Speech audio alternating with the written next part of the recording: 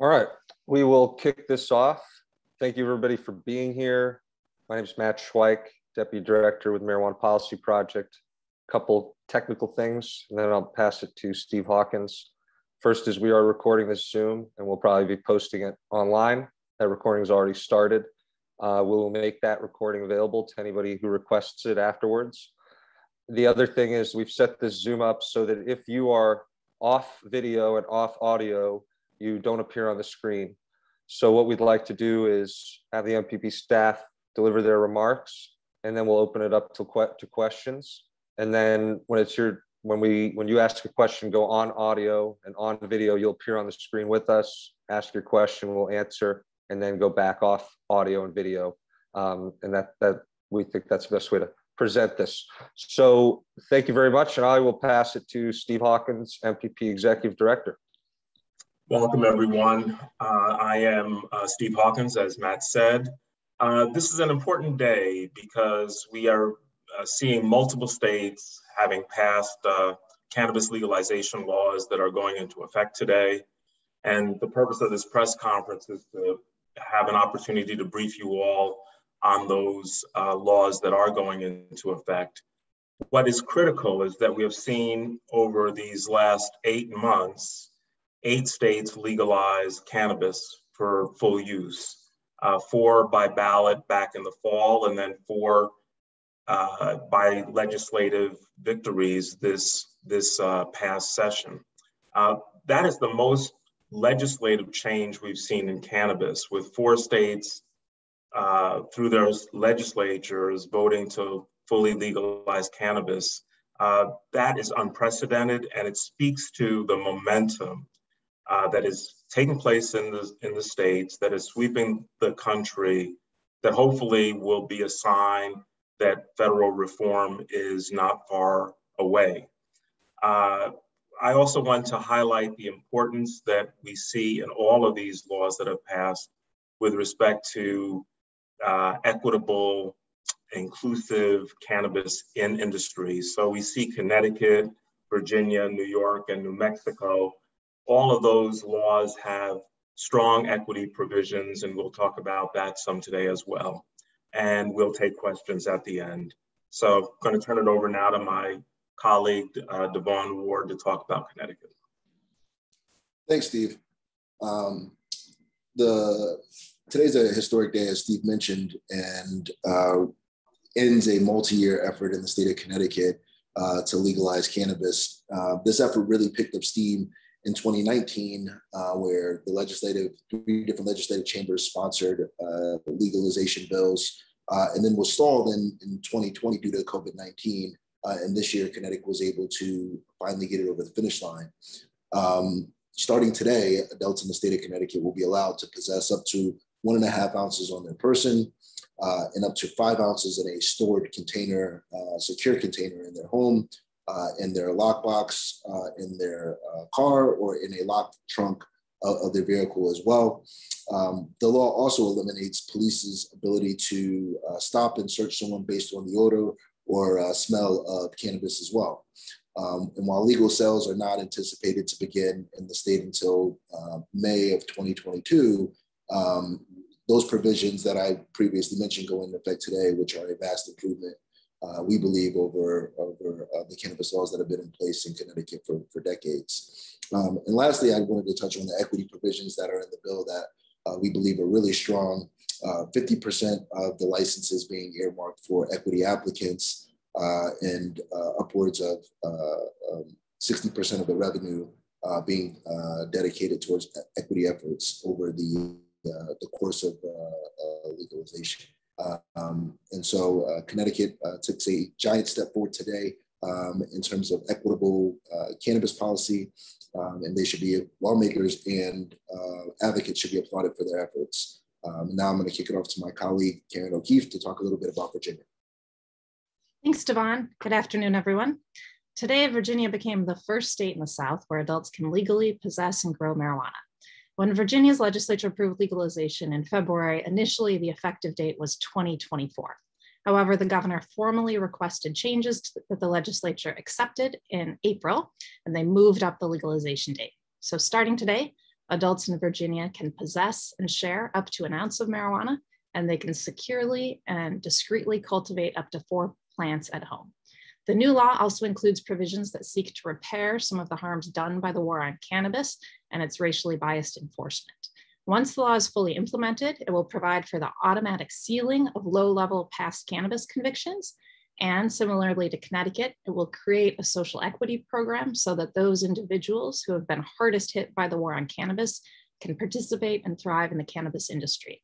It also will dedicate 30% of the tax proceeds to the Cannabis Equity Reinvestment Fund, and it includes a strong focus on public health. In Virginia, sales are currently slated to begin in 2024. We're grateful to legislative leaders, the governor, and advocates, including Virginia NORML, for all of their work to get it done.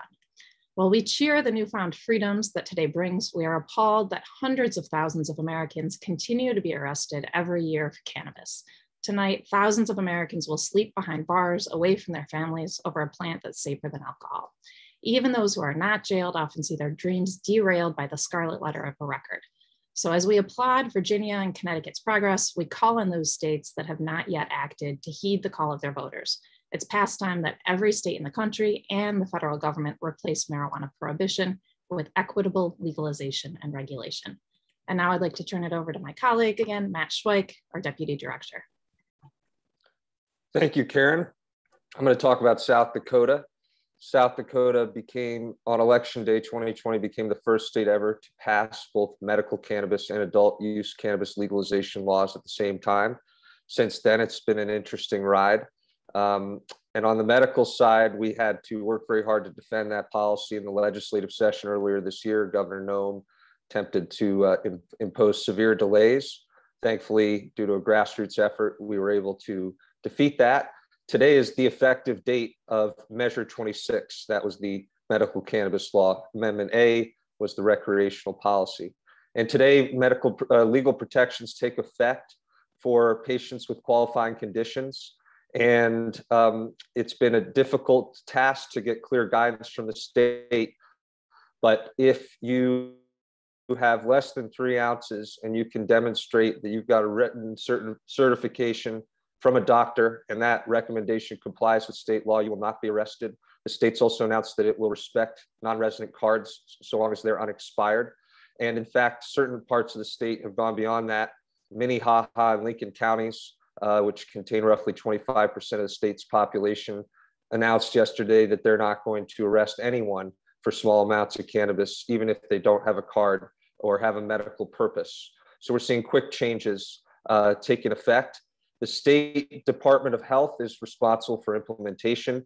They have until November to make the patient ID card application process available. They have until October to promulgate rules and regulations on the industry, including cultivators, dispensaries, product manufacturers, and testing. And they're hard at work doing that. And Amendment A is the recreational law, as I mentioned. That has not taken effect today. It was meant to take effect today, but Governor Noem spearheaded a lawsuit seeking to repeal the law, and we are awaiting a ruling from the South Dakota Supreme Court in that case. And if the South Dakota Supreme Court rules in favor of Amendment A, then the law will take effect immediately upon the date when that ruling is issued.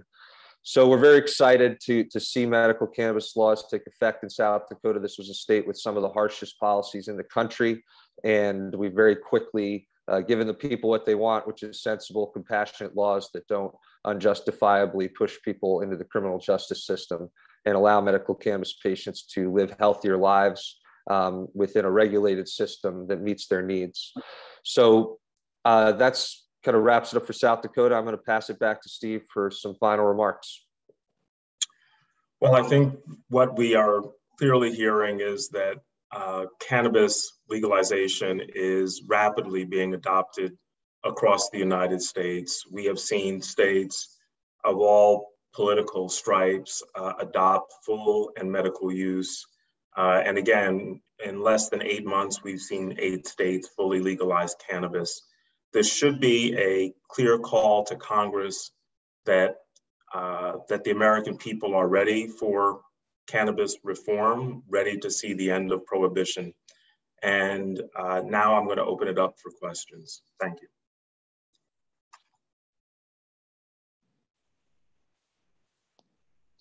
Go ahead.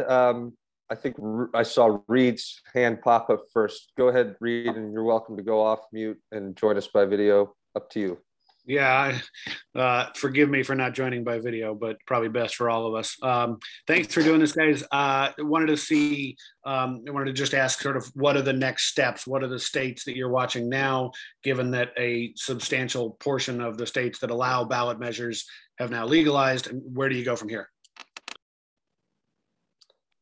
Well, I don't mind taking the first crack at that, Reed. I think that certainly there are states like Maryland and Rhode Island, which could still, before this year is out in their special session in the fall, Rhode Island could still become the 5th state to legalize fully this year. So Maryland is close, Rhode Island is very close. There's been movement in Delaware, states like, Minnesota are on the cusp.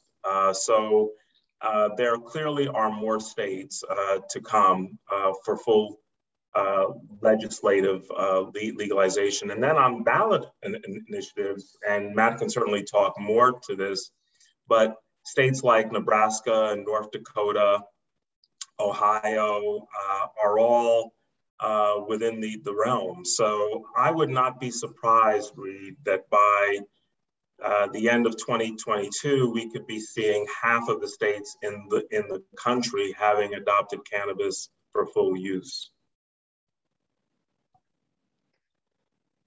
We'll go to Ken next. Hi, thanks. I write for the Hearst newspapers in Connecticut. I've talked to Devon and Karen probably more than they want to listen to my dumb questions, but 2 things. What's the current status federally? Is it still the letter from the DOJ from when Obama was president?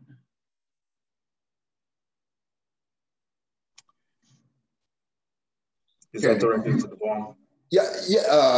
I mean, the DOJ guidance is still in effect in terms of not enforcing or using DOJ resources for legal cannabis action, and so that's still in place. I'm going to be going to a end of prohibition party this afternoon. What's the MPP say about responsible use? Don't drive high. Don't drive high. Don't drive. Don't drink and drive. Obey all laws in the state would be MPP's position.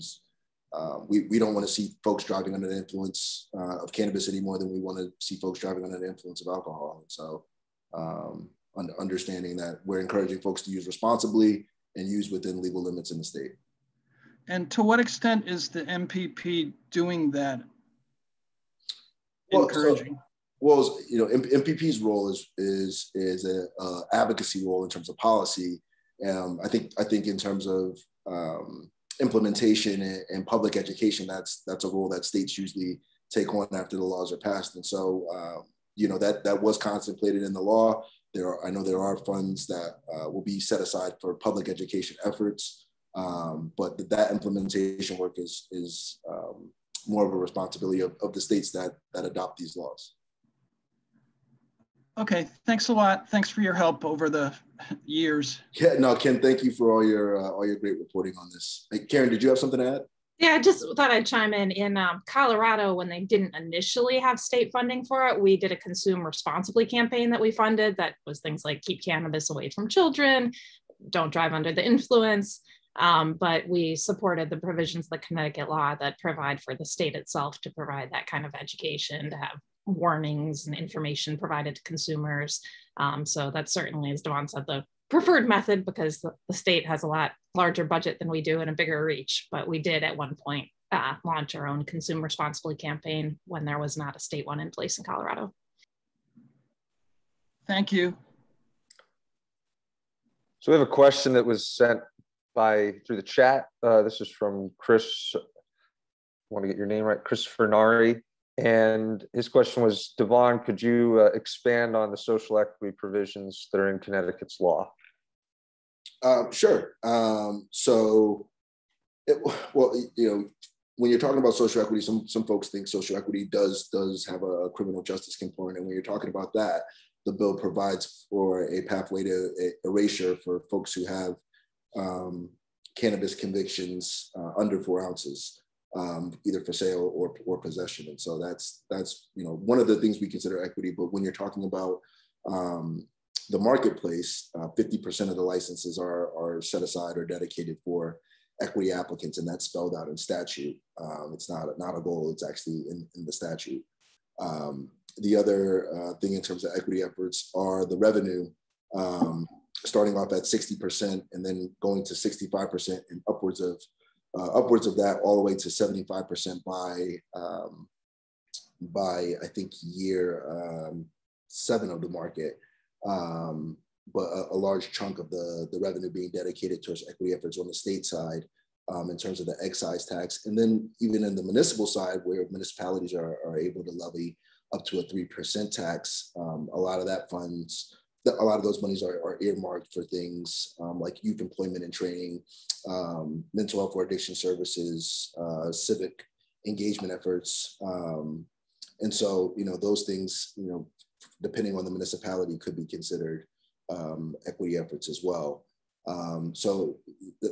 Generally, those are kind of the framework from criminal justice to market opportunities to revenue that kind of make up the equity provisions within Connecticut's bill. Thanks, Devon. Hope that answers your question, Chris. Next question from the group.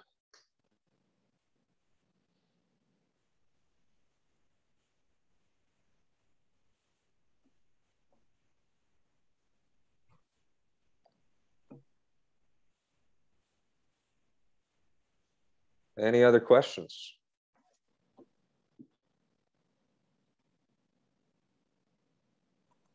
Well, I'll ask my colleagues, are there any points you wanted to add that we didn't have a chance to cover so far?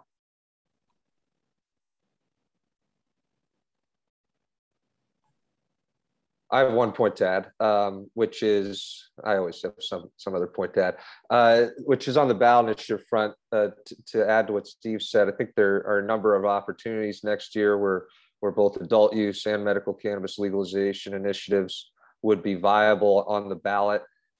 North Dakota, which already has a medical law, in Nebraska, I think would be viable for both adult use and medical, certainly medical. And there's a great grassroots team on the ground there that are gearing up to do a signature drive. Missouri is a state that already has medical, where we could very well see a recreational initiative pass next year. You've got an inbuilt medical industry there that's committed to a potential campaign, and a good team on the ground that's been through these campaigns before. Ohio is a big opportunity, large population state, already has a medical law. Another state where we could very well see a recreational initiative next year. It's been talked about for many years, had a bit of a hangover from 2015 with the Responsible Ohio initiative, which had some interesting quirks to it. And elsewhere, I think Wyoming is viable. We could do medical. We could probably do recreational there. Idaho is another ballot initiative state where medical would certainly pass next year, and recreational might have a shot as well. And Florida is tricky because of the 60% threshold, only state in the country that requires 60% to pass an initiative. I think with a well-funded campaign, Florida could be viable next year as well. I don't think there are many places in the country where we lose on either issue. I mean, there are a handful, but there aren't many where we would lose a ballot initiative campaign if we funded the campaign, with the resources that it needed. And so the question is, with scarce resources, how many of these campaigns will get funded next year? And I think that's something that will kind of become clear over the coming months as we get closer to signature drive deadlines that really cause advocates to start their campaigns. But the other thing to know is that across the country, there is a war on the ballot initiative process. Number of state legislatures have attempted to restrict the ballot initiative process. Some are proposing constitutional amendments to permanently restrict the process. Others are passing legislation to make it more difficult. We're seeing this all over the country, typically in states controlled by the Republican Party. And our hope is that there can be more attention brought to this, because direct democracy has been an incredibly important tool for our movement and many others to make change. When there's a disconnect between the will of the people and what politicians are doing. I mean, that's the story of our movement. We reached a point where we had large majorities across the country in different states ready to pass these laws, and politicians weren't listening. And then we were able to use the ballot initiative process really to break it open. And then since then, there's been a number of very successful legislative efforts. So we hope the ballot initiative process will be respected and in some places even restored.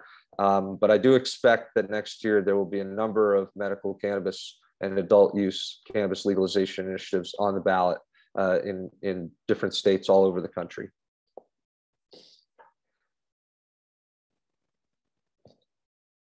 All right, well, last call for questions.